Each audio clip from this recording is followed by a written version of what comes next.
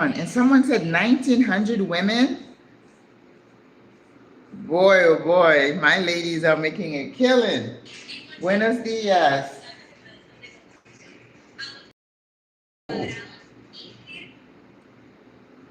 Okay. Patty Blue Haze is on. Buenos dias. Buenos dias.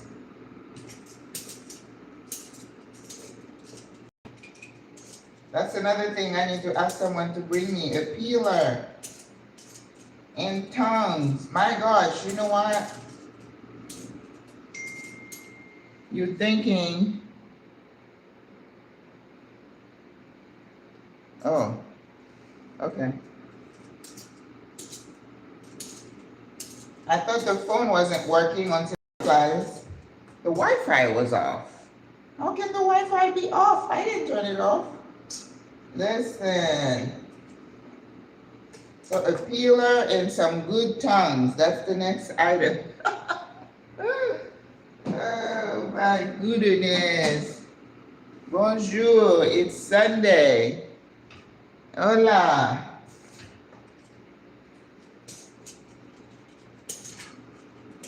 I found these small eggplants. And I don't mind the small ones because I find that they cook easier. Yes. Buenos dias. Buenos dias.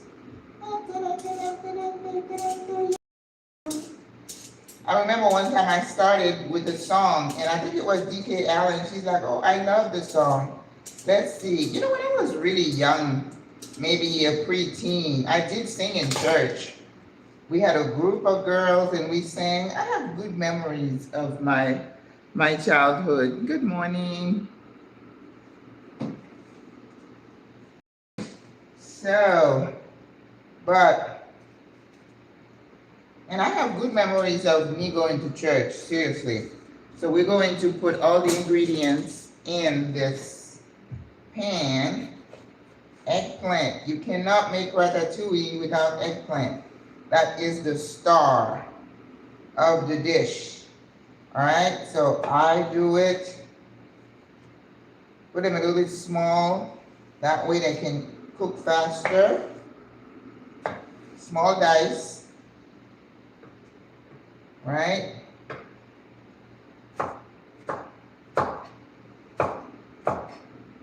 I can eat ratatouille all day, every day. And then I've decided to add the okra to it. And I'm calling this dish RATAKRA. Ratatouille and okra. RATAKRA.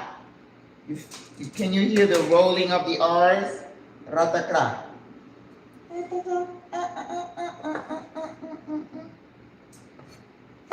But you know what? Just like I say, you need to keep yourself in a positive mindset. Singing does that for a lot of people, right? But I can't think of a song right now to sing for you. So, just like the okra, when you're getting the eggplant, try to find the young ones. Don't buy the mature ones. They're usually a little bit harder. Alright? So, I was like sweating it because I was going to Supermercado Rey. And yesterday I was bumming around the house thinking I really should go to San Felipe and get the eggplant. But I'm getting lazy in my old age. Sometimes I'm like, oh my God, you've been sitting too long. You need to get up and do something. Yeah, you have to be in tune with that. So, the oven is already on. I remember there was a song that I liked by Mary Mary. That's two sisters. I used to love their song.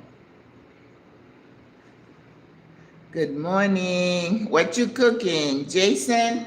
I'm making ratatouille with eggplant. I'm calling the dish RATAKRA. RATAKRA. And then I was like, what am I going to accompany it with? You know, usually quinoa is a good choice, rice. But, oh, let me tell you, I had rice last week, and for days. Even now, I'm still not over it. The distension, I was like bloated. Oh my gosh. I can't do carbs anymore, guys. It's terrible. But I still eat plantains, and that is carbs. But I don't find that plantains upset me so much as rice, bread, yes. Those going in. So I decided to do like a squash hash. We're gonna do a hash, like a mash. Oh, gracias, like a mash. And then we are going to sit our ratakra on top. And I have plantains that we can cook as a garnish on the side. And I also have, I bought an avocado. So I don't know if we'll be able to use it. It might be too much on the dish. You know, this is the thing. When you are plating, you don't want to overcrowd the dish, because otherwise it will be too much. All right? I mean, cooking is like art. You have to think. Your mix, you got to think of color. I'm using all the berenjena, eggplant. I don't want to leave any. And I made some herb oil this morning, so I am ready. And when it cooks, it kind of gets small anyway, right? So don't worry about, oh, that's a lot. Oh, I got to do some carrots and peppers and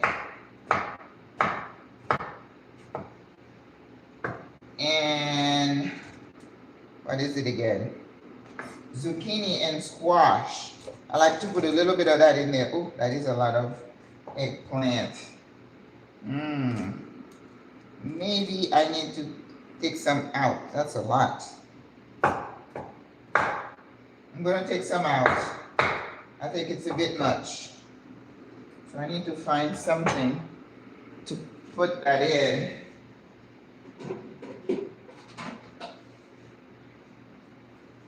Yes. I think I'm going to take a little bit of the eggplant off.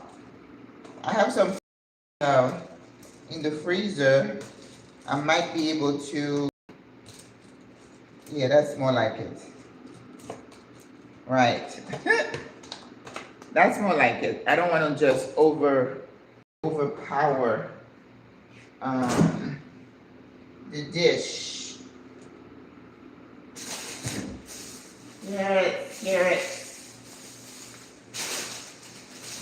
And red onion.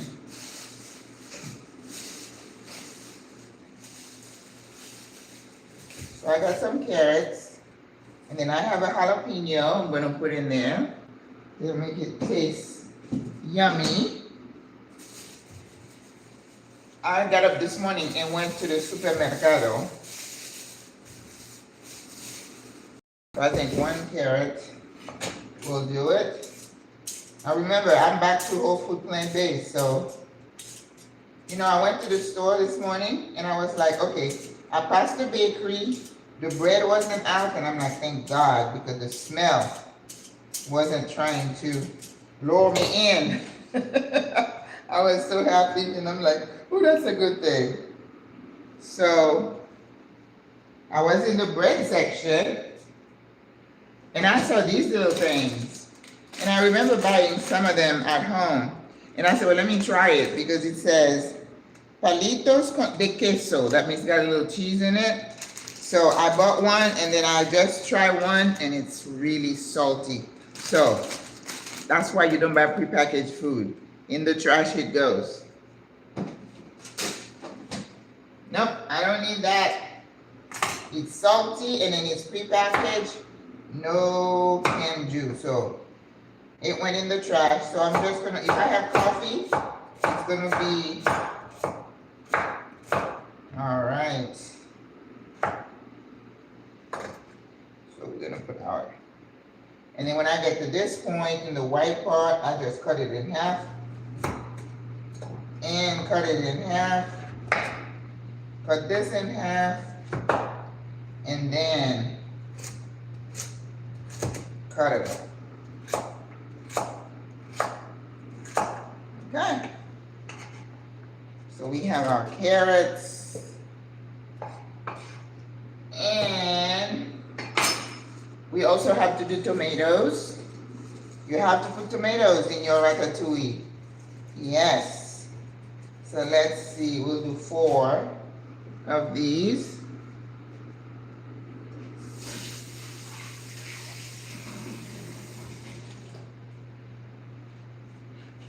Well, if you remember the movie Ratatouille, is it a rat?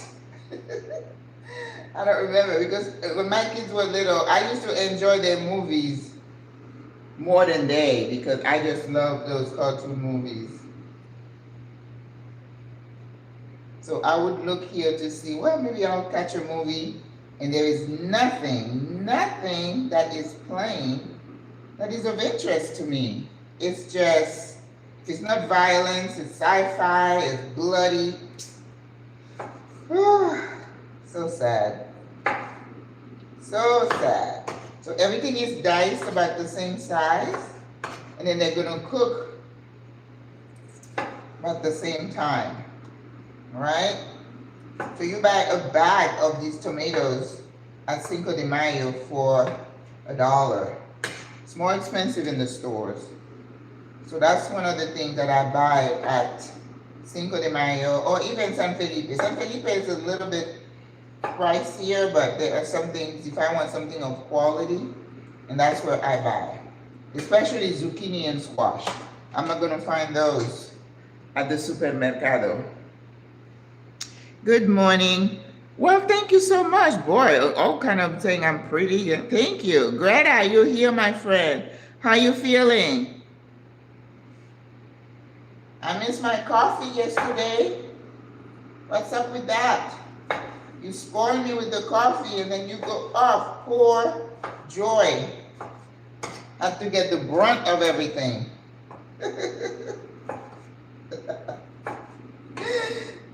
And when Joy finished the class, Joy said, I have to go back now to rest my brain. That's my Spanish class. All my students yesterday called up, oh, I'm traveling, I don't feel good, I'm going. So I had 1 in the class. So I said, you're gonna be the one that I torture today because you're the only one. So your friends, your teammates, they owe you. Oh, that was so funny. Feeling okay, I'm going to bring coffee. Yes, girl, we missed you. You know, life be lifing, right? Yes, okay, so I had half a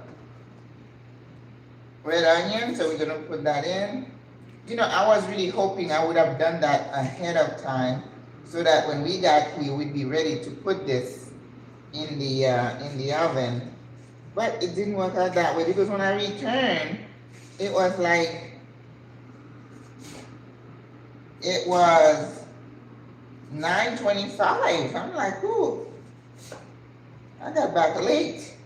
All right, so we're going to cut the onion.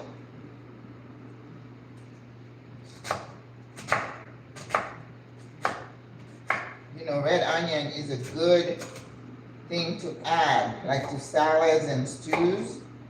So we're gonna put some of that. Oh, ratatouille is just such a healthy dish.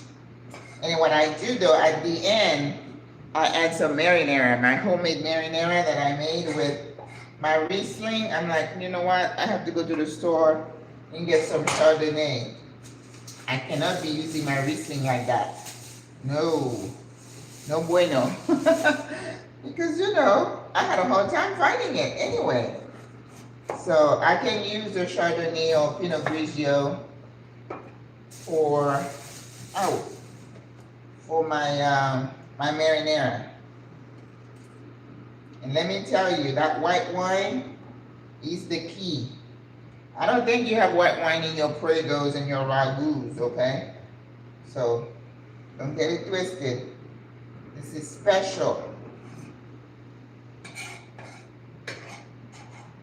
And it, you know, I can even eat it just by itself because I really can't have the pasta. It's the same thing. The pasta does the same thing to me as the rice. I swell up like a balloon and I feel so bothered. Whew.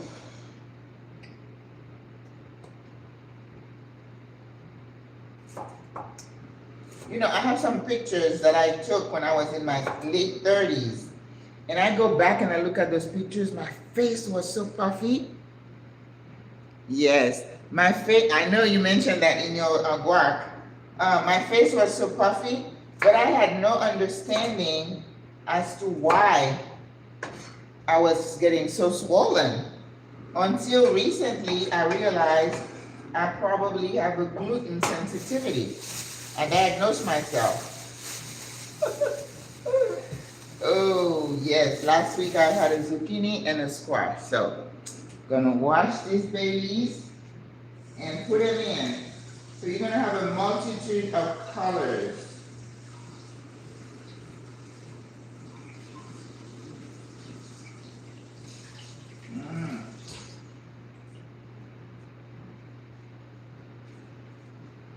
Remember to brush your veggies when you're washing them. I had the sponge, just brush them because when they spray them with the stuff, you're trying to get rid of as much as you can, okay? Even here in Panama, just because I'm in Panama doesn't mean, oh, everything is healthy. Don't think like that. Same thing, we're gonna do half like the carrots, and then you dice, okay? Ooh, it's gonna be so pretty. Whew. Now see, this is the thing. When I'm cooking, I am having so much fun, and that's why it is like therapy for me, okay? I don't take antidepressants, I cook. So find something that you love to do that's going to trigger the good hormone to go to your brain, you know, your dopamine and your serotonin. And then put some music on, dance to the music. Make your house lively. And that is therapy, okay? That doesn't mean if you need therapy, you don't. All right, I think that's everything I need to put in this. We have the peppers, we have onions, berenjena. Oh, I don't have any green peppers. I gotta put a little bit of green in here. Peppers are kind of expensive here in Panama. So for one pepper, you might pay $2.50. Just like broccoli, cauliflower. Those are expensive. So this morning I went and I spent about $40. But remember, I don't buy meat. So I kind of show people those things because people want to have an idea of what their cost of living is going to be.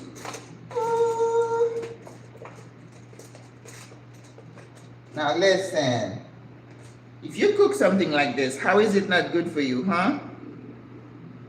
All right, I'm getting the squash zucchinis a little bit smaller. They look a little big because I want everything to be in scale. All right, so now I'm going to put herb oil in here. And my herb oil has a little bit of a salty kick to it today. Oh, I need to do the jalapeno. You don't need to do jalapeno, but you know me. I need a little heat. So I'm gonna do one jalapeno, a small one.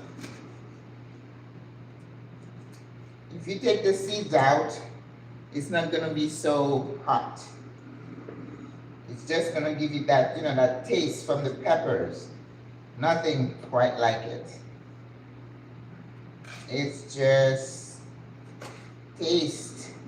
You are building flavor. Now these I'm cutting a little small, okay?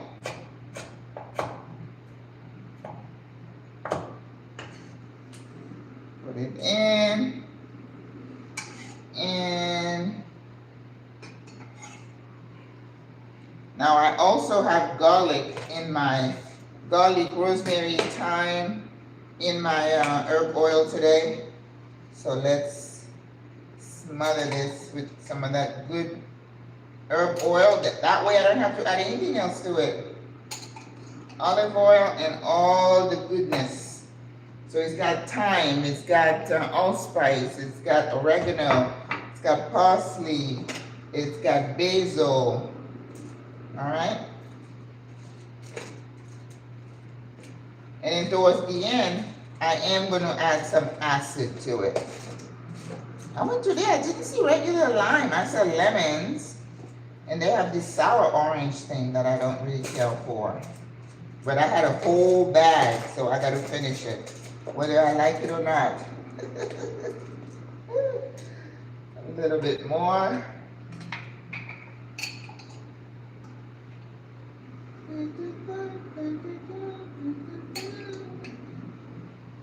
Ooh, yes. Yum, yum, yum. It smells amazing. So, ratatouille goes in the oven.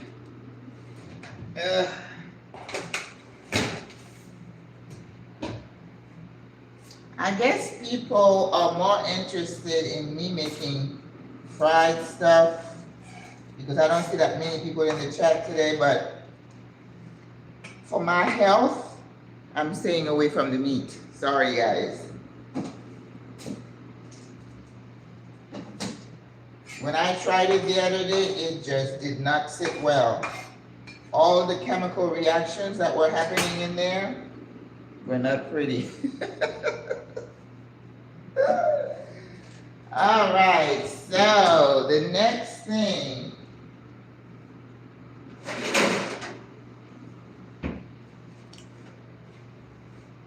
So, good morning, Maggie, Cheryl. Seeing you always out of my mood. Oh, I'm so glad. You're cooking that right now. What are you cooking now? Hola. I think I've seen that name, Greta. Yeah, no meat. The chicken here in the U.S. Oh, girl. It's not even in the U.S. I was making a sancocho soup for a sister, and I didn't have time to go to the meat market. So I went to the regular store, and they had, the meat that comes prepackaged in the bag. I remember Purdue, I remember that name. And it was in the bag, and I was like, okay, let me buy one. Girl, when I opened that bag, that chicken smelled. And I know you can die from an E. coli and salmonella from this chicken. So if you can stay away, do not eat that stuff. It's gonna kill you. You want to move more towards a whole food diet? Yes, yes. I don't know if you know my story. When I was, before I went to the Peace Corps, I went to see my nurse practitioner, and I got on the scale. I was 203. Listen, it was like a bomb went off in my head, and I was like, OMG. This is someone who weighed 117 pounds when I got married. 117 pounds.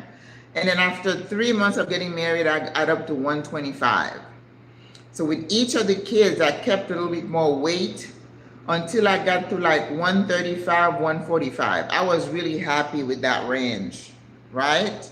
And then menopause hit. And the next thing I know, I packed, can you imagine, from 135, 145 to 203? That's almost 60 pounds of fat.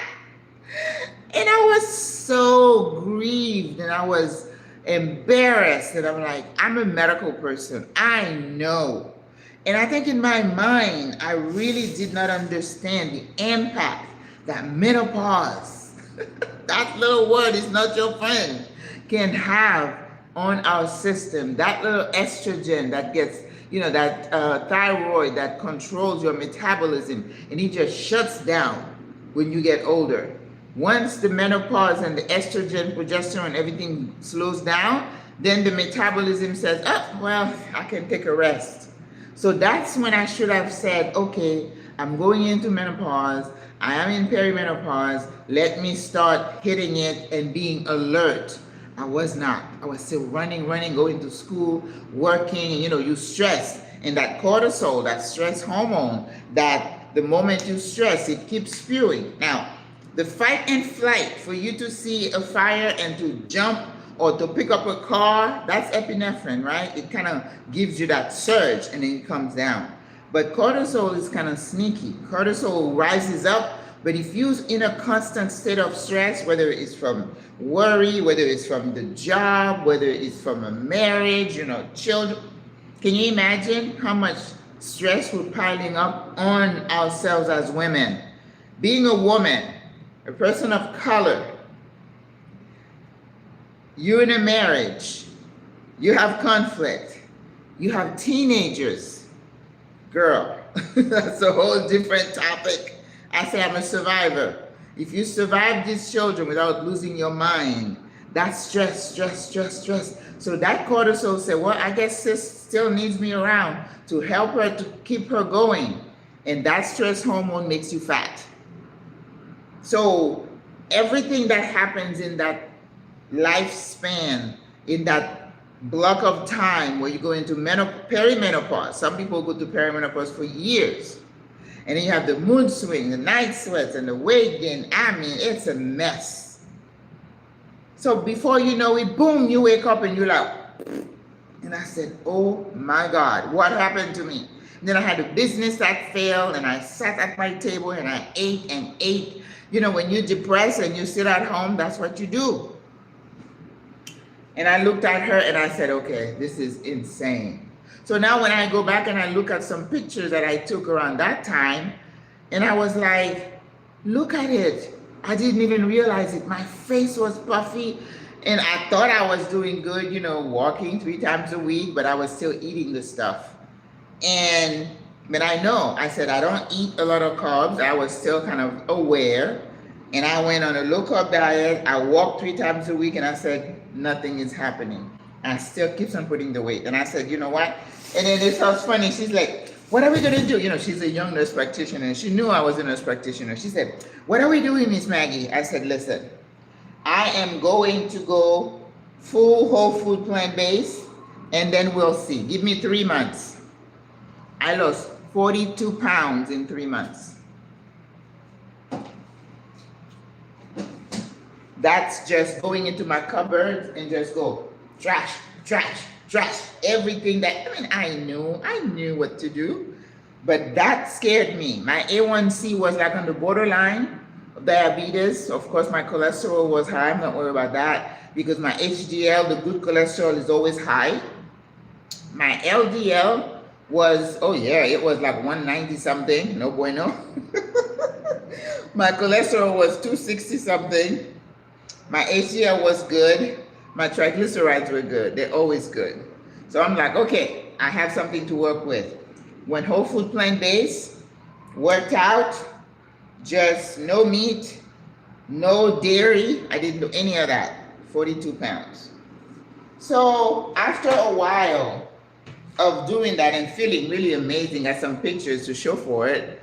I said, okay, I went and had some lab work, and they were like some because I wasn't having enough protein, even though I had protein powder and chickpeas. But when you don't have meat, it's really hard to maintain your protein level. And as an aging woman, you have to keep protein because you want your muscles to stay strong, right? So I said, okay, I need to reintroduce some protein. So I started eating fish maybe once a week, and that was doing okay. And then I'm like, well, when I was in the Peace Corps, I remember we used to have snacks around 10, and they'd have chicken tenders. I was still whole food plant-based when I was in South Africa, and that was a challenge. And because they eat a lot of meat over there, and I remember taking one chicken tender and trying it, and I remember on the bus back to the compound, I was sick to my stomach. I was like, okay, I can't have it. So no bueno. Yes. Oh, it's a t-shirt. Good. I know. No bueno. So good, right? Those are all my taglines. So, but I think when I came here in Panama, because I said, okay, the food is better. I'm sure the meat is better. So I started, you know, when I went to get the soup with chicken, and I realized, oh, it didn't bother me. So I started eating some of that. I wouldn't go buy chicken just for me, but if I make a soup or something, and so I said, oh, so maybe I can have the beef with the soup. And that's what I did 2 weeks ago. I made the soup. I bought some soup bones, and they had some meat, and I ate and ate and ate it, and boy, oh boy, no bueno. So I'm back to whole food plant-based with maybe fish once a week. That's the plan. So once you lose the weight, you don't want to go back there. It does something to your psyche. Once you were successful and then you backslide, you know, in church, it does something to your mind to say, oh boy, you thought you were all that, you thought you could do it, but you're not doing it. So don't do that to yourself, okay, sis? Don't do that. All right, so right now, I'm getting the squash in to make a hash. You know, it's like you're doing mashed potatoes, except we're using squash. Look how pretty they are. Ooh, I get so excited. Yes, yes, yes. I tell you all, I bought this knife. This knife scares me. This scares me. I'm having vision of it falling on my toe and cutting a toe off. I'm scared of this knife. I'm not using it. Ooh. No. All right. But anyway, menopause is a whole vibe. I tell people now, I say the moment you start having symptoms of perimenopause, you know, the mood swings, and then you're starting to sweat, or you're crying for no reason, and everything gets on your nerves rather quickly. The unstable mood, it might be you are nearing that lovely stage of menopause. And there is a musical called Menopause the Musical. If you've never seen this, you should. It's hilarious. It's a musical with these women going to menopause and then going through all the symptoms. My God, I laughed so hard, I thought I was going to wet myself. It was so funny. And you had like a theater full of middle-aged women. And I remember one time, I think I saw it twice. There was one man in the whole theater. And I'm like, boy, I know, it scares me. Like, what do you call it, a cleaver? But it's got its usage, right? If I'm doing like some, something really hard, but still I'm afraid it's gonna fall on my hand and on my toe. I don't know why. Oh my gosh, that man, I'm like, you are a brave soul. You're here among all these women. He said, yeah, I have to know how to take care of my wife. I'm like, oh. We all kind of adopted him, and he was just so funny. He was sitting there laughing with us. I'm like, the struggle is real, sir. You just don't understand. He said, oh, I do, ma'am. I remember there was a guy who had 4 daughters. 4 daughters. He said, with 5 women in the house, he said, I never know what time of the month it is.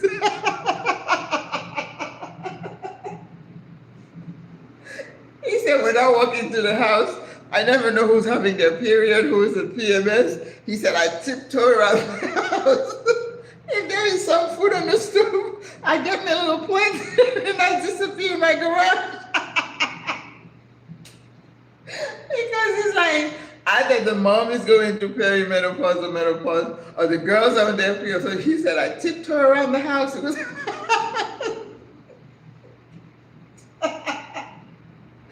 oh, I was like, oh, I feel your pain, sir. I do. 5 women? Mm-hmm. That's hard. He had 4 daughters and his wife. He said, whoo. What do they call those? The little place where they go and they have all their stuff and they can play in there. He said, yes, like the or something. He said, yep. I tiptoe around the house. I take me a little plate and I go work in He said, I don't want to say the wrong thing and set someone up. Oh my gosh. I thought it was so funny. Whew. Listen, you got to find something. Oh, man, it is not.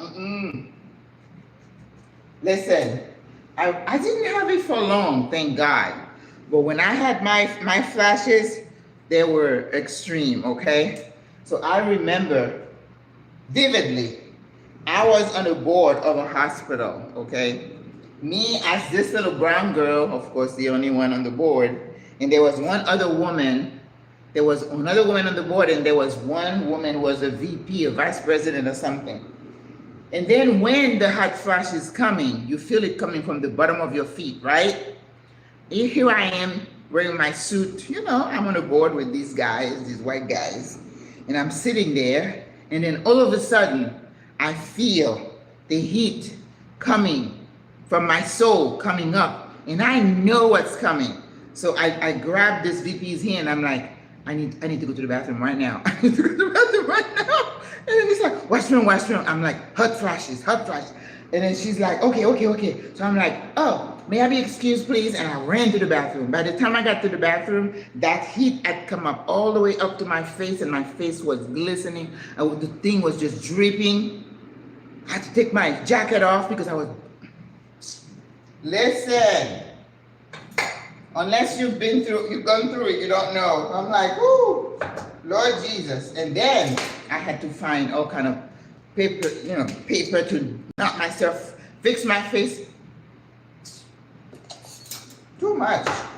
That's why I said the thing that we go through, women, it's just not fair. I want to ask God, what did we do to deserve this? First, you have to go get your period, and some of us have painful period. I was one of them. And you know what happened with mine? It's like the moment I would start, if I was in school, I'd have to run to the office and say, I gotta go home, and they knew. They're like, oh, okay. And I would get home, there was a tea that my mom used to make, and I found that the tea was like an aspirin. You would just try to dissolve that clot, which made you bleed a lot more. And so you needed to be home. You didn't want to have an accident at school. And then I had to get like a belt and tighten it real. Listen, but a surprising fact is the moment I got married, my painful cramps disappeared. Okay? I can explain it. I don't know. I don't have a scientific reason to give you as to what happened. And then we had babies. Then we had to go to menopause. Oh my God. Whew. Too much. I'm hearing a band outside. We have some kids. You know, Panama and bands go together. That man, yes, Greta. Oh, he had me in stitches. He said, no, ma'am. He said, I disappeared. What do you call them? Workshop? The little room that they go and they kind of tinkle around and do the little thing. Thank God he had one, otherwise he'd have to go out and find the boys. Oh boy. All right, let's see, make sure we have our heat high. Otherwise, this is going to take a while. Let's see. And then we'll do some plantains. That plate last weekend was something else, wasn't it, ladies and gents? Okay, let's do another one. We're not gonna do all three. We're only gonna do the two. And you know, this is about 72 cents, right? So that's poor man's food, poor woman's food. Because I love squash. The squash here is amazing. And there's so much of it. There's a place called Panama, which is a huge farmer's market type outfit with like several buildings and full of fresh produce. And all the trucks come from the western part of the country where they call that area the breadbasket of Panama. They grow all the stuff, potatoes and all the root veggies, and they have cattle and milk and rice. I mean, they grow most of the food. I think 60% of the food is grown there in Chiriquí.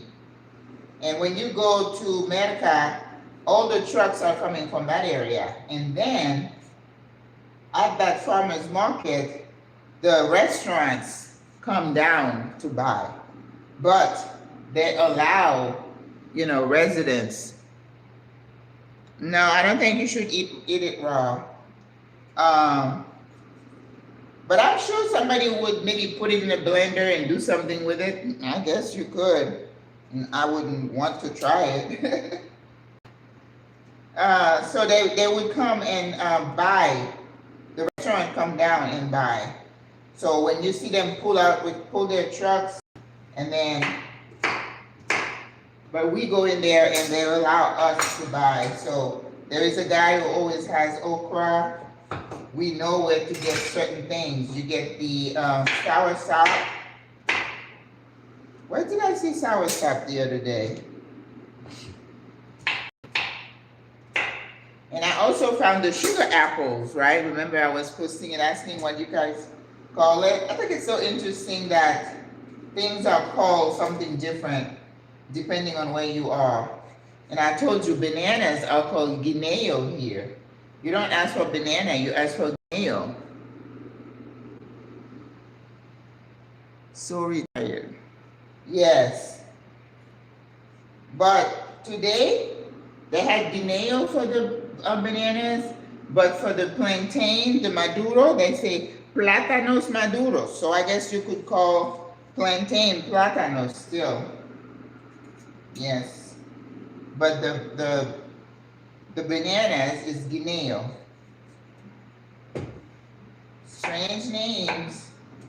Things are called different things based on where you are in these Americas. So the sugar apple, somebody call it something different, but we call it kashima. I don't know. Yes, but there is a lot of good stuff here. You can eat well. And I love the fact that I have so much variety in the veggies.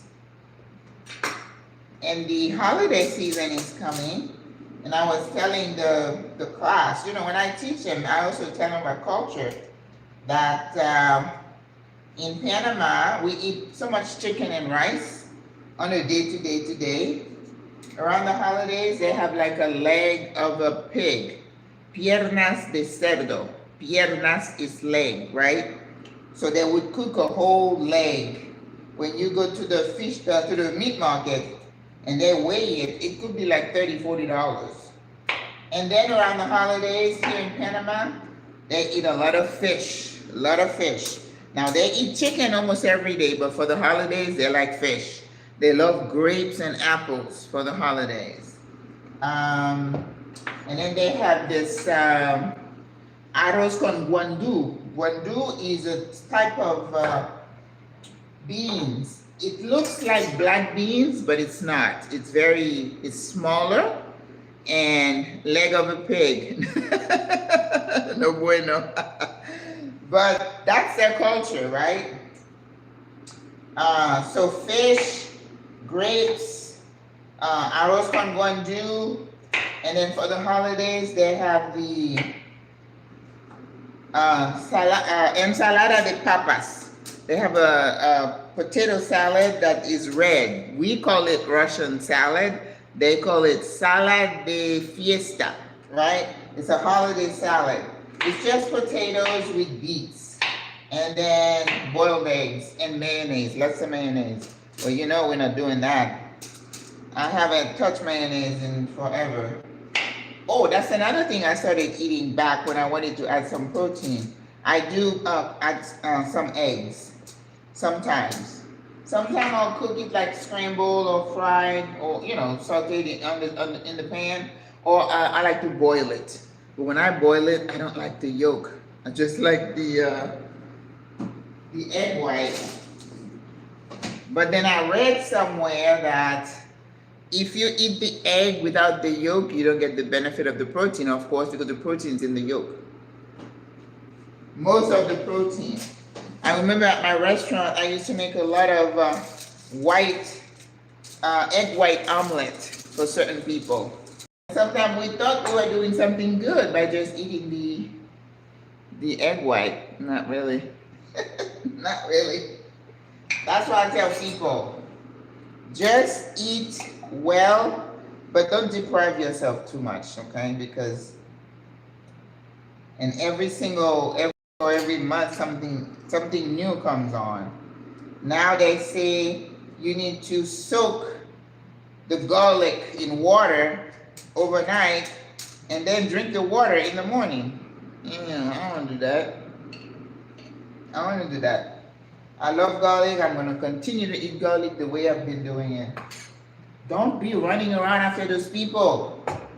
They just always have to find something to come up with. You know, now it's not the 7-minute chair yoga. Now it's Tai Chi. You know that, right? It's every month is something new. Somebody wants your money. All right. That's going in. Ooh. Ooh, nice. Ooh. The ratatouille looks so good. I also was thinking maybe I wanted to do like, they have the red quinoa and the black quinoa. I have cooked the black quinoa with edamame before, and in coconut milk. Ooh, so good. But I'm trying to stay away from the grains. So we're good. All right, we'll put those back in. Oh, and I did buy some corn yesterday. Now, you know, if you buy sweet corn here in Panama, you pay more because the corn here is not sweet.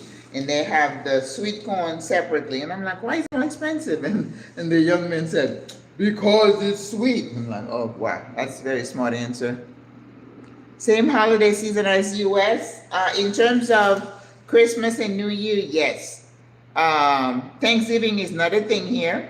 No, even we don't celebrate that here. I'm having a gathering at my house, but I'm calling it Friendsgiving because we don't need to celebrate that particular holiday. And then we got Carnival coming. Oh, and that's always a big one. That don't even sound yummy. No, garlic water. I'm like, no. But remember how they used to tell us to eat raw garlic, raw onion? I'm like, no. I'm not eating it. No bueno. All right. Let's see. So we are going to, ooh, I have basil. I use the basil to make my marinara, right? So, but basil, I like the dry one. I've been putting it in a lot of my food, but there is nothing that says I can't use it. Especially mint and basil fresh, you can add those to your salad. I used to drink garlic juice as it helped me, but this was passed on to me by my, yeah. You know, my mother used to make us eat brain and what else would she cook? You know, brain, and then she would have the beets and something else. I like my roasted beets. That's the only way I'm going to eat it. Some people put it in their smoothies. Adelante. I'm not doing that. Just like I'm not putting fresh vegetable in my smoothie. I don't know what little bug might be in there. No, I'm going to steam my vegetables and I'll eat them like that. Okay? Got to be careful. because those stomach bugs are no fun. And as an older person, you need to take care of yourself. So I don't do that. I steam my veggies. I never overcook them, but I'm not eating them raw. Now, the only vegetable I will eat raw is carrots, but of course you clean it, you brush it, and you peel it, so you're not really eating the skin, right? And celery is the same thing. I'll eat raw celery, I'll eat raw carrots, and tomatoes, of course, but you soak your vegetable, you wash them real good, you brush them. The gathering sounds nice. Yes, Friendsgiving. So we're having Thanksgiving. And yes, I'm cooking a turkey. But I'm not ever in the sweet potato. Oh my gosh, I finally found a mini super mini. No, fruteria mini here. And I usually, when I buy the sweet potato, it doesn't look, it looks out on the outside like our sweet potato, but it's not the same. When you cook it, you roast it or whatever, the inside is not the bright yellow that you know. They're usually like white and pale and just, but in that place the other day I went, I said, let me try that. And it looked, and I had a picture, it looked like ours. So I know if I want to make anything sweet potato related for my party, I'm going to go over there to get it. Yes, because you know, you could just cut them in half and bake them, you know, herb oil and then some brown sugar and yeah, a little bit of marshmallow. That would be good. Yes, yes, yes, yes. All right. So now we need to cut our okra, because once I take the ratatouille out the first time and I mix everything, then I put the okra in. And then I'm going to bring it back, put it in my pretty Dutch oven, and then add some marinara to it. Ooh, that's my RATAKRA.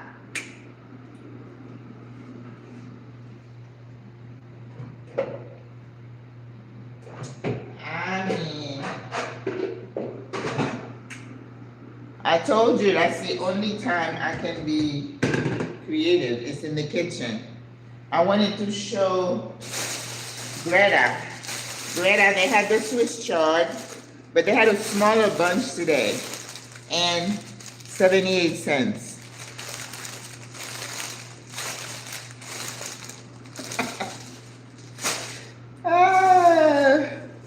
Listen, you have got to entertain yourself and don't allow the world to entertain you.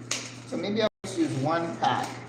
And this was $2.45 each pack. That's not bad. That's not bad for okra. And we call okra nahu. Nahu. Aquí en español. Nahu. Nahu. Yes. I'm not on medication, so don't worry. In fact, I don't think I've checked my blood pressure this week. I have to check, make sure I'm still good.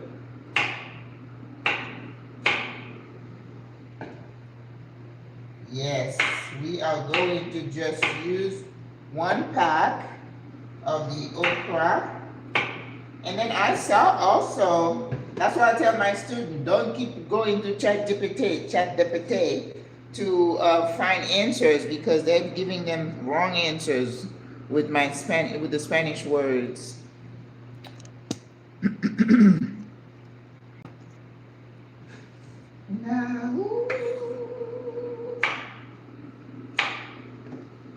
Listen, when I was growing up, they would use the okra. After they cook the meat, they have the okra, they'd have carrots, they'd have spinach.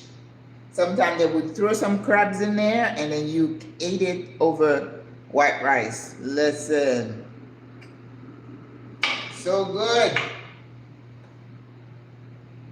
I grew up around good food. That's why when somebody, you're cooking for me or you take me somewhere and say, oh, how's the food? I'm like, it's okay. It's okay. It takes a lot to impress me, right? I go to some cooking classes and I'm like, okay, And as soon as I'm watching a cooking show and I see these popular people and then they're opening the Maggie cube and they open a little bag and add the powder, and then I just click off. Right there, I click off. I say, if you're that good a cook and you have to use a powder, compound, or whatever to season your food, I don't need to be watching you.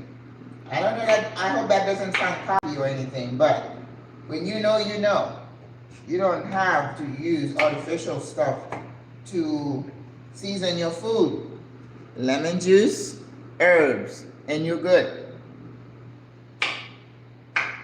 So the moment they start putting all that, and you know, a lot of African cooking, they use all these powders and lots of oil. I'm like, whoo, no, I can't do it. I'm 67. I want to keep going. Yeah, and you know, I didn't start eating well until a few years ago because, you know, I was always aware of, you know, a lot of beef and stuff like that. But I used to buy lots of packaged food when I was raising my kids. And I feel so bad. I remember scalloped potatoes, Mrs. Field or Mrs. somebody. I don't remember it. You know, with the dehydrated potatoes, and you put that package in there and you put some milk and stuff. And I'm like, I can make this without all that prepackaged stuff. You can make it. You don't need to be feeding. You know, I remember buying big gallons of high C and little pizzas that were pre-made, and oh my God, I feel awful now. What I used to keep my children. And for us, as grown people, I keep telling you, don't wait until you get a diagnosis to say, oh, I'm going to start juicing. Oh, I'm going to, don't do that. Don't wait. Start eating better now. That's why when I ate that meat and the chemical reactions were going and the odor, I'm like, you know what? I don't need to do that, because the way I eat now, there's no smell. You don't need to detox. Drink your water, your green tea, put your ginger and stuff in it. You know, squeeze lemon in your water. You're good. You're detoxing every day. You don't need to go buy somebody's compound that says, oh, this is your detox liquid or lotion. They're doing a number on you. I told you.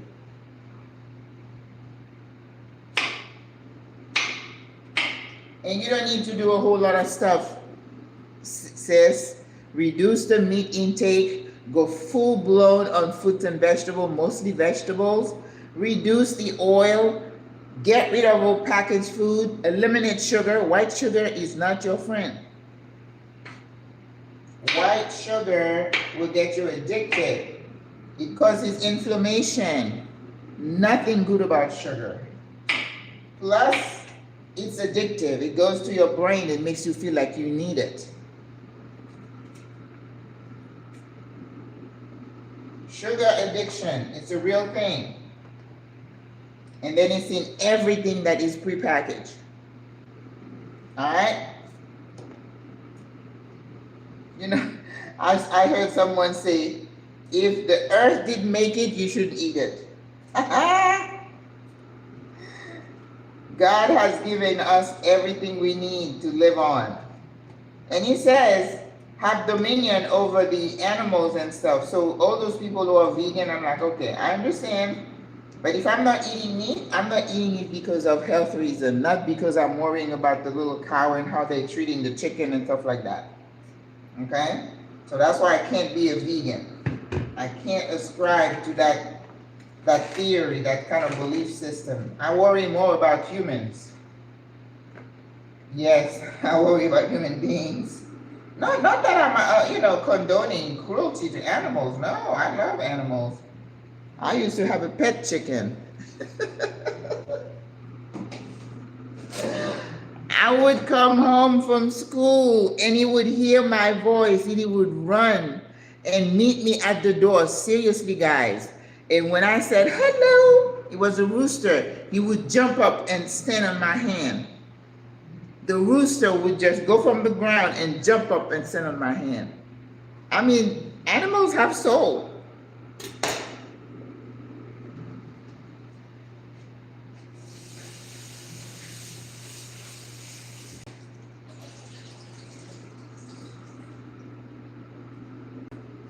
And I have cat and dogs, and I think I said that. I said something one time and somebody was hysterical. I said, yeah, if I'm in the desert, there's no food and they have animals, I'm eating. I'm eating. And then they're like, I said, yeah, oh, listen, if I'm hungry, I'm eating. All right, ooh, I'm getting my beauty steam. All right, let's turn the ratatouille. It's getting there, look. Ooh, yum, yum. Mmm. And my squash is looking yummy. So now you just do this and you mix it all. Ooh, so good. Oh.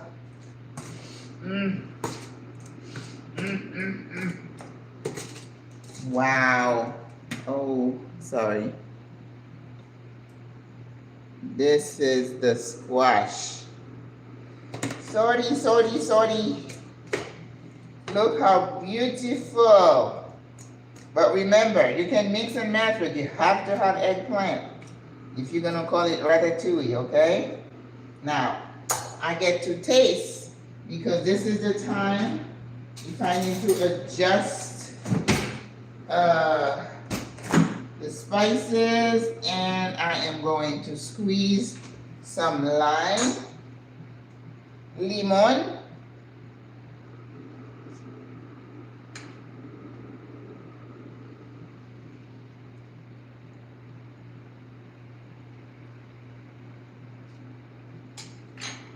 It has a little kick. So now I'm going to finish seasoning it.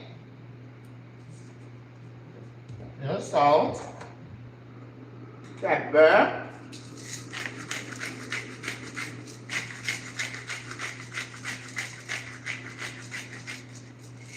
and cumin. You know I'm in love with cumin now. And I have dry basil. I'm in love with dry basil as well. And I'm going a little bit of adobo. All right. And then we're going to squeeze some acid. Now these sour oranges, they have seeds, so you got to be careful. They're not like the lemon with no seeds. I'm finished using because I had a big old pack. But I'm not a fan of these sour oranges. They're called limon here. I like the real lemon, limones. Oops. All right. Let's mix. And we're gonna throw, I rinsed my okra. We're gonna throw the okra in here.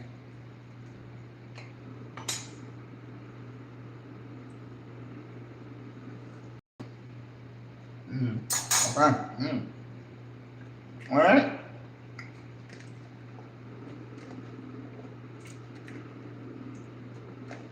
And the okra does not take a long time to cook. So that's good. Keep shining, knowing you can always count on me. For sure. That's so thankful for a good time, and by time I will, all right, forevermore. Okay, all right. Woohoo! Very good. So let's put those back. I have my fish, so I have to remember when to use this eggplant, and I have an extra okra left, so I'm good. I have Swiss chard. I try to always have plenty of veggies in my kitchen. So I have carrots, I have peppers, and I have 2 packs of bok choy. You see the bok choy? The bok choy, this is 90 cents. This is 90 cents. That's a good price, right? See.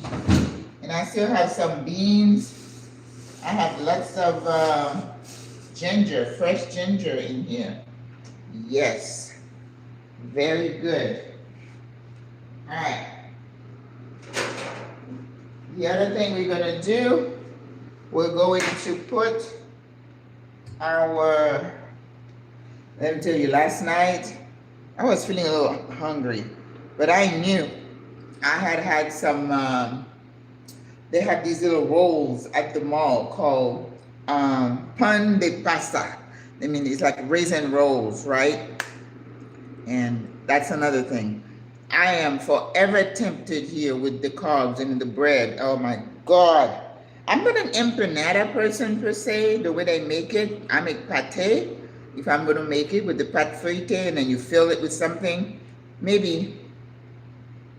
Yeah, sugar is not your friend. And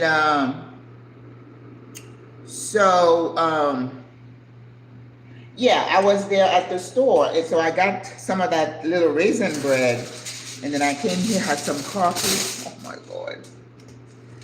So yesterday I was like, I feel like I would have fried fish, this month yet, because I allow myself once a month.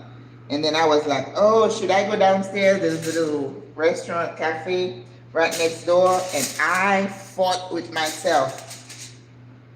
No, Maggie, you don't need any more patacones. You're gonna have patacones in the morning. No, Maggie. I am happy to report I was victorious. I did not go get it. Listen, the struggle is real, okay?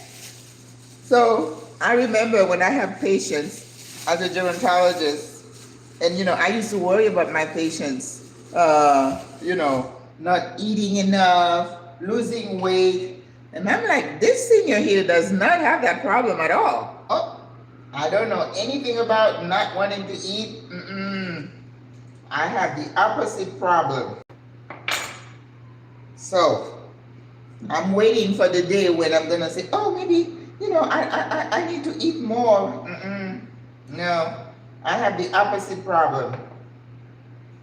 I have to constantly watch myself. So, all right, we have our plantain. Gonna go on a bias. I see diagonal. We call that on the bias in culinary terms. So, because I'm trying to be good, we're only gonna do 1 plátano. Uno, no más. That way, I don't have to worry about eating it. I'm telling y'all, I struggle with not eating carbs because I'm Caribbean. That's what we do. If you tell a Panamanian not to eat rice, they're probably gonna fight you. They don't fight, but el arroz, that's the staple.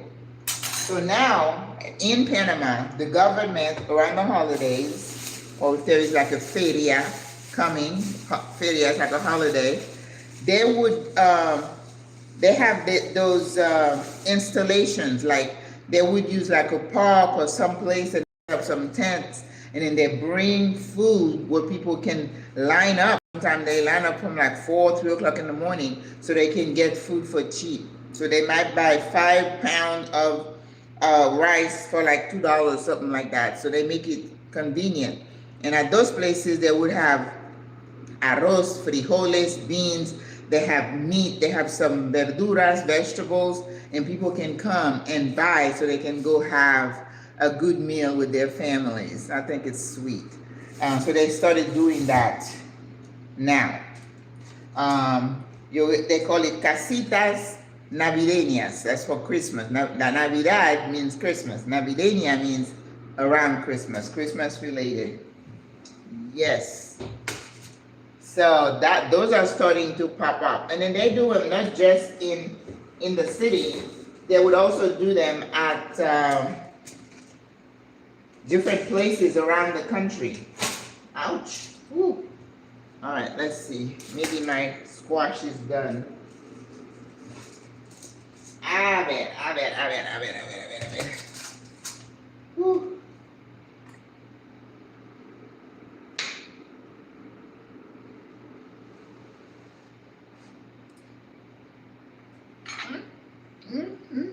It's good. All right.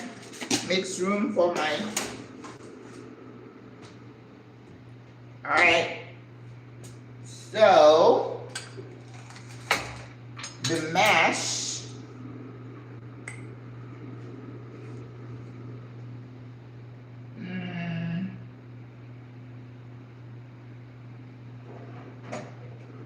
To find something to mash it in. Okay.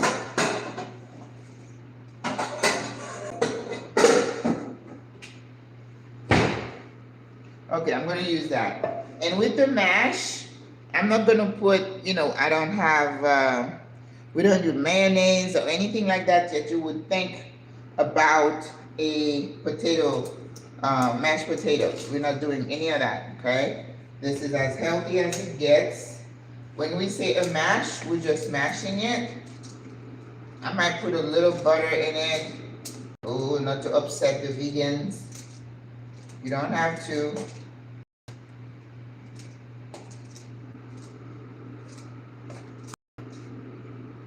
I think it's really interesting. They say, oh, we don't eat butter, but they have vegan butter. And I'm like, what's in it? Can you spell all the stuff you put in to come up with the fake butter? Don't get me started. I just don't understand all that. All right, so in this one, we already have all the herbs. So it's just a matter of mashing it. And I don't have to put anything else in it. All right, we're gonna put that back. Tomatoes, onions, yep, all those go back in.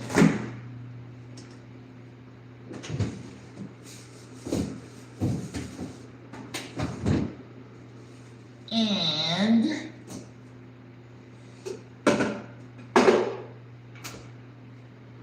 let's see what the avocado looks like. So it's gonna be a surprise because avocados are not in season here in Panama. So the avocados that we have now are imported. I don't know where this came from, but usually Peru, we import from a lot of stuff from Peru, especially fruits. Peru is big on, ooh, actually it looks pretty good. So it's a surprise. A ver.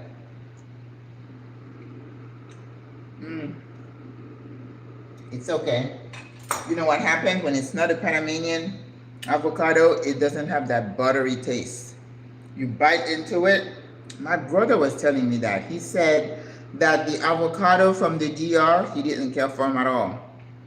And this one tastes like that. Doesn't have the buttery taste. And I don't know where it's from, and I know it's not from here. The Panamanian avocado would be like narrow here, and they have a narrow neck and usually a little bit bent. So I know I can pick him from a crowd. But they do have Haas here. I have not bought Haas. It's pretty, but it does not. You see how pale it is here? This is pale. This is supposed to be a darker, almost orangey. So it's okay, but not great.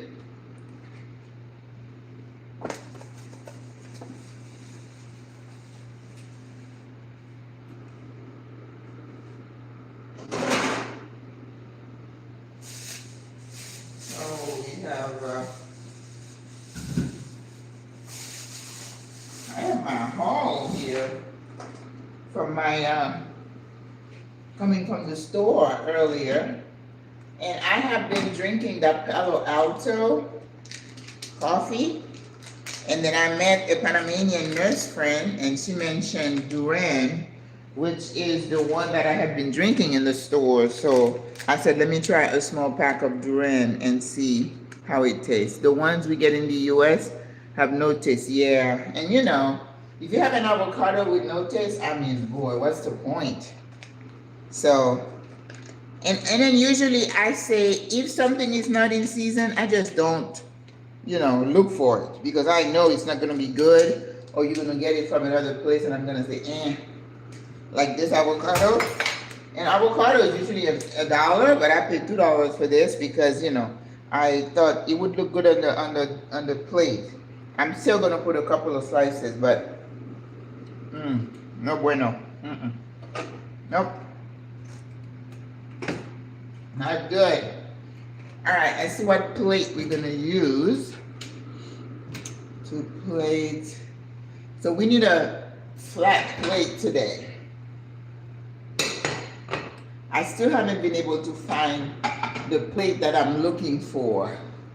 And this one is kind of too fancy. I don't know why I bought that. It's just too much because, again, it's gonna take away from your food. You want the food to be the center of attention, not the painting on the plate.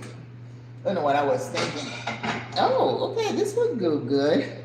This friend of mine came in and she brought me a small one and she gave me another big one. She said, well, I heard you say you can't find plates. And I'm like, oh, that's so sweet.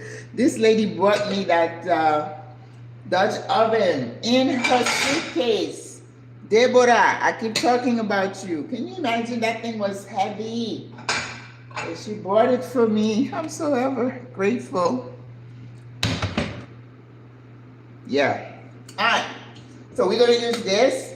And I'm thinking we're going to put the hash. And then we're going to put our ratatouille on top. And maybe a couple of slices of avocado on the side. That's about it. I mean, we don't need to do the avocado because, you know, avocado and ratatouille. And the fact that I'm calling it RATAKRA, so it's a fusion. It's a fusion. It's a fusion. And then the other thing we're going to do with our ratatouille is we're going to bring it into the Dutch oven and we're going to add some marinara. My Riesling marinara. Ooh.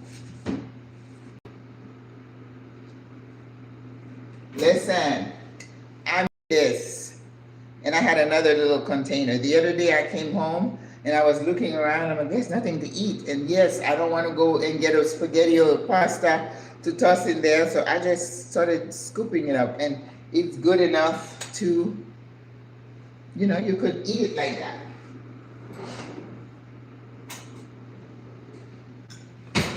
But if you're okay with carbs and carb doesn't bother you, I have pieces of tomato chunks in here, and I use my Riesling to make that. Lots of basil, fresh basil.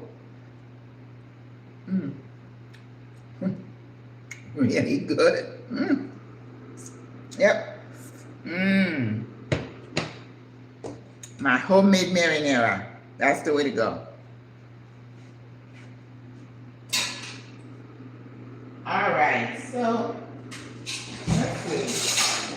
We'll use this one instead of my, I don't want to christen my Dutch oven today.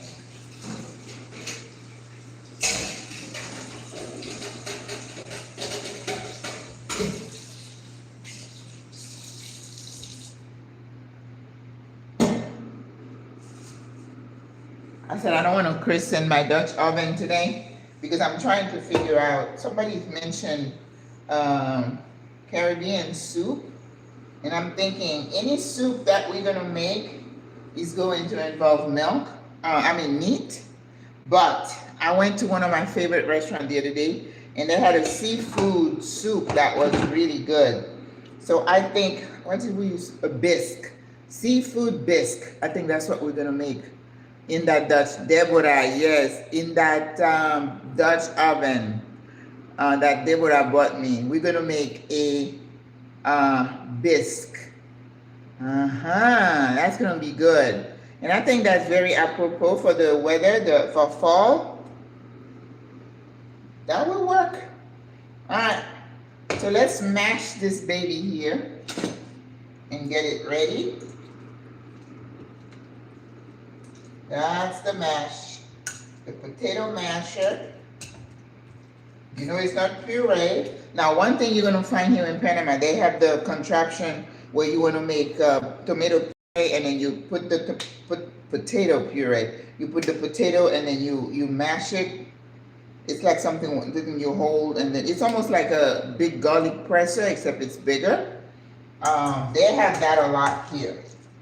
Even though I don't see that on the menu. You know, I don't go to restaurants very often, but I know that they're not into potato that way. They don't eat potatoes like that.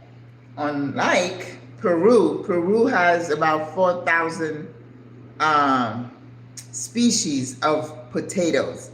Black potatoes, purple potato, yellow potatoes, blue potatoes. It's amazing. Peru is potato land and quinoa land, ceviche land. Yes, oh my God. I can't wait to go on my Asian tour. I want to go to China, South Korea. I want to make kimchi, and I want to make, I want to take a tour of the tea culture in Japan. That's what I need to do. I need to just spend maybe a month or two, go to China, South Korea. China, there are 3 places I want to go to: Shanghai, Beijing, Shanghai, Guangzhou, I think, not Guangzhou. Someplace, something close to that. And then in South Korea, in the south, there's a place called Jeju Island. I want to go to Jeju Island, and I want to make kimchi. And then, I know I don't eat meat, but they have a thing they do about the hops that they cook over there in South Korea. I have to try it one time. And then the way they fry their chicken, I want to try it. I'm not going to cook it when I come, but when in Rome, I got to try it, okay? And then I want to go to Vietnam. I'm not crazy about going to Thailand or Singapore, but I think I want to put my foot, you know, in Vietnam. Just say I've been there. So here is our mash, because we had that herb oil. So I don't think I need to add anything to it. When you over season food, you take away from the natural taste of the food, and I don't like to do that.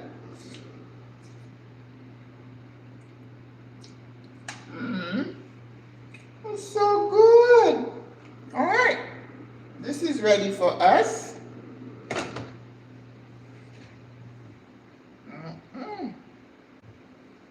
All right, let's see.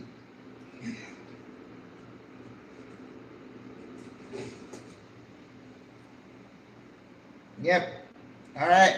My plantains, and remember, when you do the plantains, you know, I just put a little herb oil. We're not frying. You're going to let it sit for about a couple of minutes so it doesn't stick to the foil. So I can easily take it up, and then I'm going to mash it and put it back in there. You want to taste? Oh, don't do that, Greta.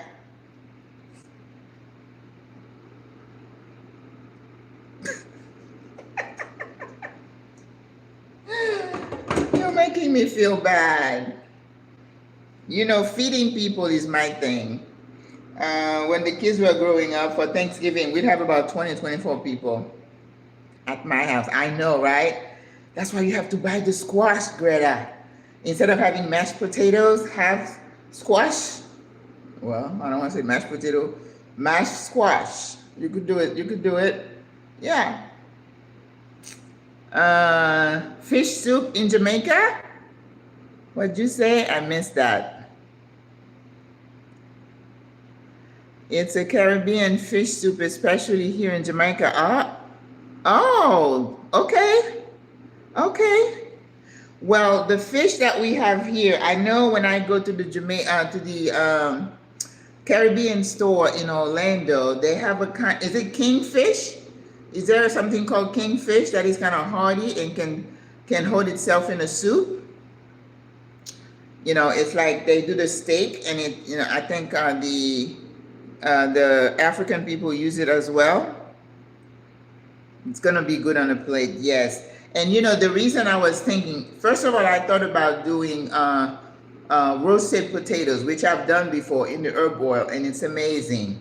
But I thought I needed a hash, you know, a base, and I didn't want it to be rice, right? Kingfish. Okay, good, Nurse Clayton. Well, we have the snapper here, and we have another hardier fish called corvina. Corvina is in the same family as the snapper. In fact, last week, the fish I cooked was a white snapper, but we also have the red snapper. And you know, all Caribbean people love red snapper. Snapper, I'm not that big of a fan because it's so bony, but the one I did last week, it wasn't bad at all. It was really good. So I can use the corvina for the fish soup. What else do you put in it, Nurse Clayton? I mean, I could put my okra in there, you know, the usual potatoes, carrots, and yam. Anything else? I know you guys put corn in your soup. We don't, where I come from, but I know you do. What else?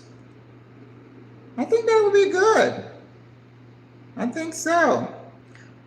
Pumpkin. So is pumpkin like the squash I just showed you? Is that what you guys call pumpkin?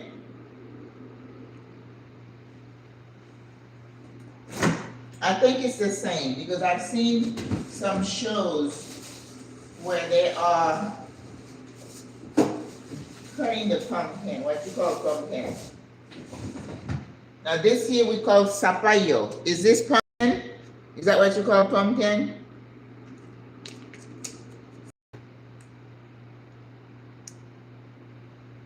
Right. Does it look like this though when you cut it? Yes, that's it. That's what I thought. Okay. Because even when we as Haitian, we make the soup on January 1st, and it comes out this color. You guys have a pack you can put in there, but we don't do that. We use that. And you know, you could use that, and then like I said, on the side of the pan, you just smash some of it, and it would give you that consistency and the color. So this is squash, but you call it pumpkin, which is fine.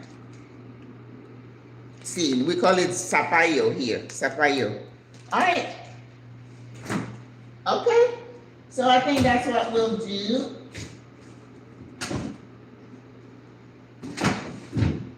So that might be a way for me to christen my Dutch oven.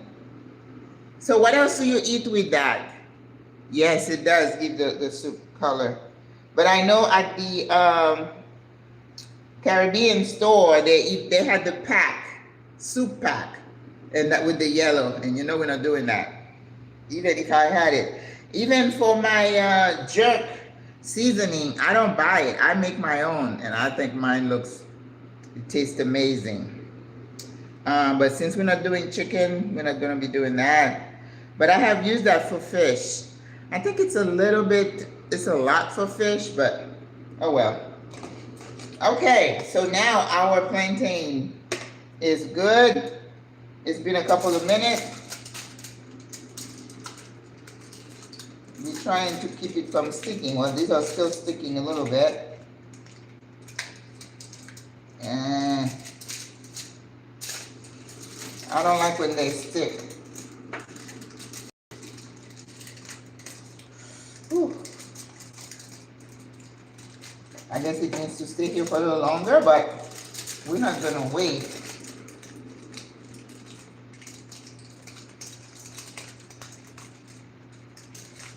That's because I refuse to fry anything. So we're just gonna have to roll with it. I haven't fried anything in my kitchen for years now. That's a lot of oil. And then I used to save the oil, reuse the oil. Nah, we need that. We don't need that. All right? All right. So we have our masher here.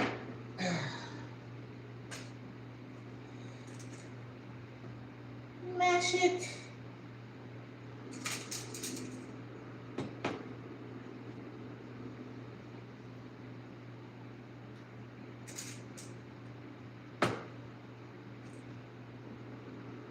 That's how you make plantain.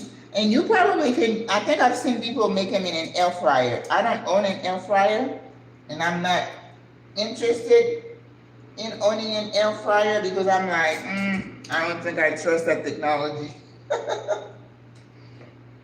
So I don't use air fryers. But it's a personal choice. Look how pretty they are, right? Mm-hmm. So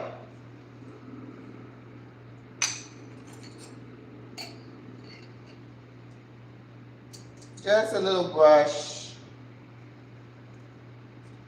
You don't want it to be too dry.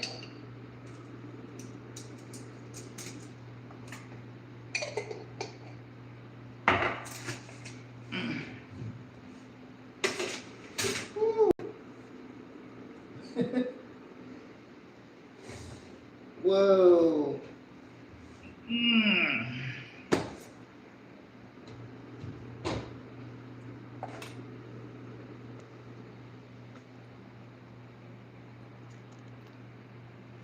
Alrighty.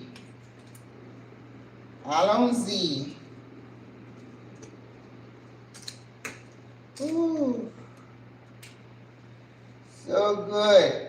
Well, you see what's happening there with this okra.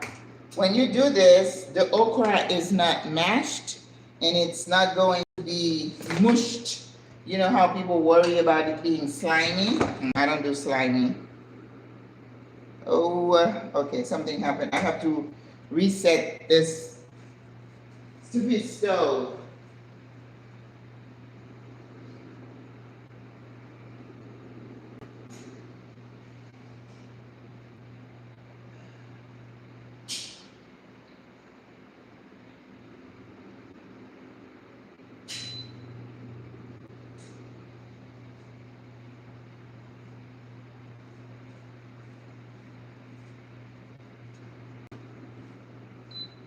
This stove has this thing. Sometimes if I'm wiping over the buttons here, it just shuts itself off. And I have to go to the pad, whatever you call that control panel, and turn it off and turn it back on again.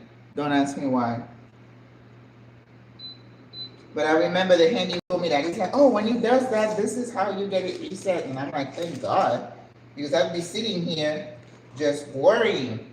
All right, so we're gonna transfer our ratatouille into this pan. Ooh, my beautiful ratatouille. RATAKRA. Christened by Maggie. RATAKRA. That's a lot. That is a lot. Mucho.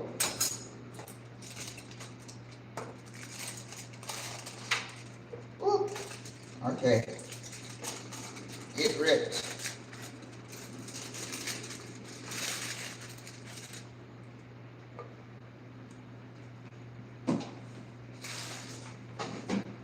The one I made last time, I put some bok choy in there. I didn't put bok choy this time, but you could. I also had an idea of using this to make a wrap, but then I changed my mind because it's too wet. It would make the wrap wet, but we need to make some wraps. We need to make some quesadillas without the cheese because we don't eat cheese here either. All right, so now I'm just going to add a little bit of my marinara in here just to add a little color. This is with my Riesling, so it's just gonna take it home in terms of taste.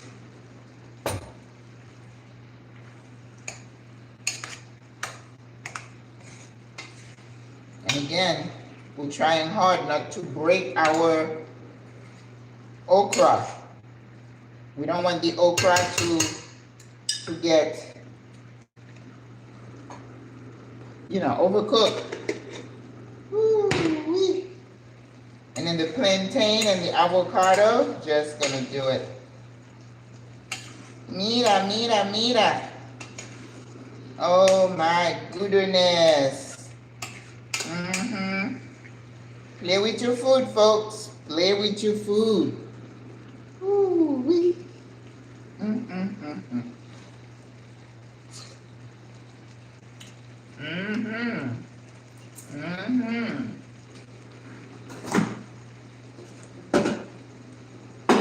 Now I like this pot because it's very thin and it cooks fast. And then, don't get all upset if you're vegan. This is my New Zealand butter, Monte au beurre, which is what we call that in culinary French term.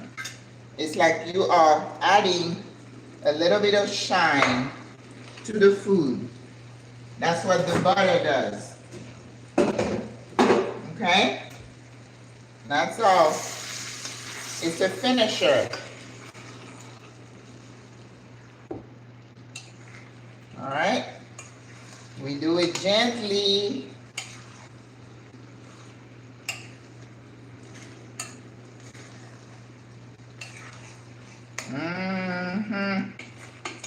Sí, señor. Sí, señor. Yes. And then I'm going to top it with a little bit of fresh cilantro.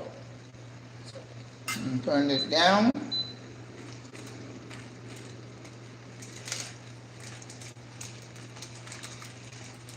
Fresh cilantro.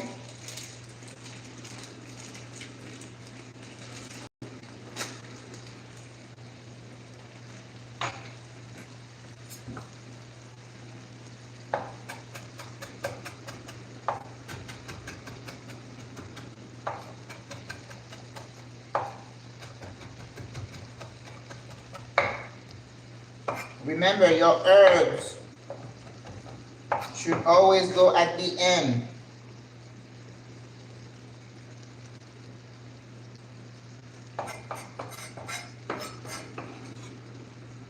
At the end. The smell. Turn everything off. RATAKRA, RATAKRA. RATAKRA, RATAKRA. It sounds like an Indian name. Así se hace, señoras.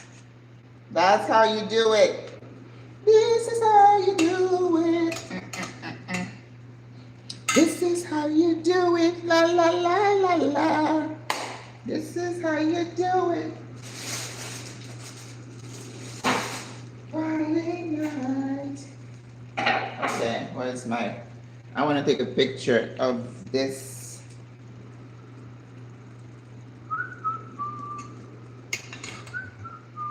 RATAKRA.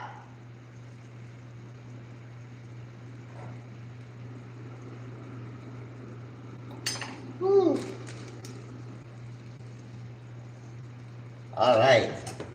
All right, ladies. So now we are ready to plate. Wow. Guilt-free eating. All right. Our plantains are good. So we turn this off. And we are going to plate.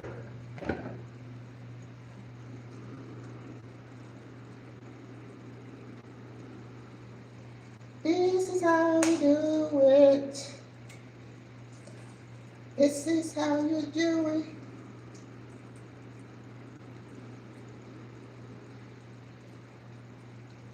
I was even thinking of making creme brulee for you guys, but creme brulee you have to do it the day before and you have to put it in the fridge so the custard can thicken. So you're not gonna even see the process, right?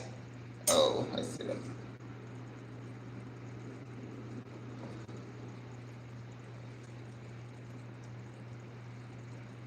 We need to get the squash towards the middle there, the edge, not the middle, the edge, so that we can have room to put our ratakra. RATAKRA. RATAKRA. Oh, yes. Aww. Beautiful. Like Crocky. That's a beauty. I think on a white background it would be even dramatic, but that's okay. Right? Woo-hoo-hoo-hoo. Yes, yes, yes. You see your okra whole. Nothing is, you know, falling apart and being slimy, which is what people complain about. Ooh, When it comes, they're like, "Ooh, I don't like okra. It's slimy." Well, it depends on how you cook it, right? All right. So now we're good there. We have our. Now remember, like a chef, you got to make sure your plate is clean before you send it out.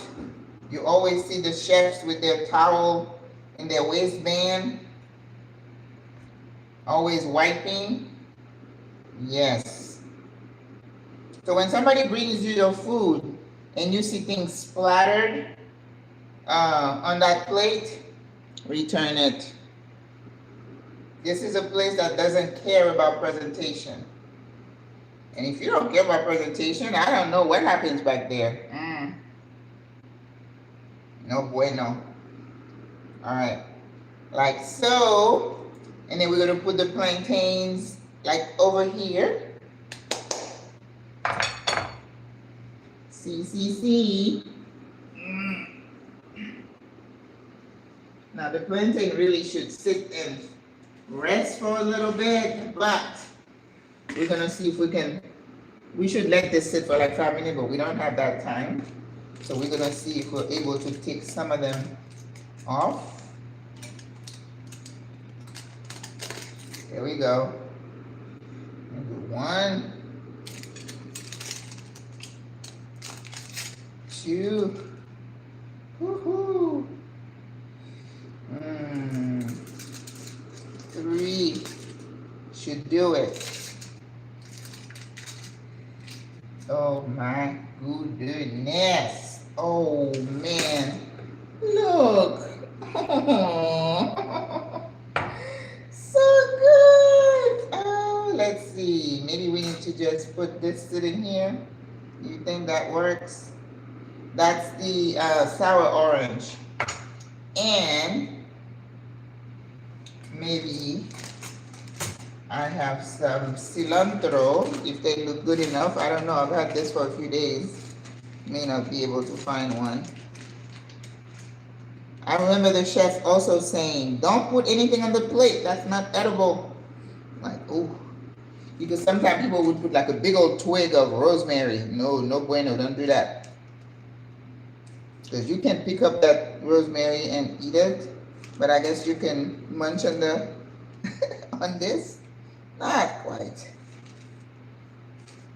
But you know, it's funny. They'll say some stuff and they just stick to me, to my head. I remember this older chef coming. He's like, is this how we taught you how to cut? I'm like, oh my God. I said, I could be your mother. Don't yell at me. And I was telling someone too, when I was doing my internship, I had a chef yell at me in the middle of lunch service in front of the customers. And me, at my 50-plus-year-old body, ran to the bathroom and cried.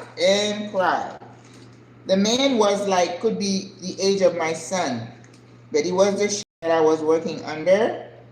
And I needed him to sign off on my internship papers. And I knew, even though he yelled at me, I needed him so I could graduate.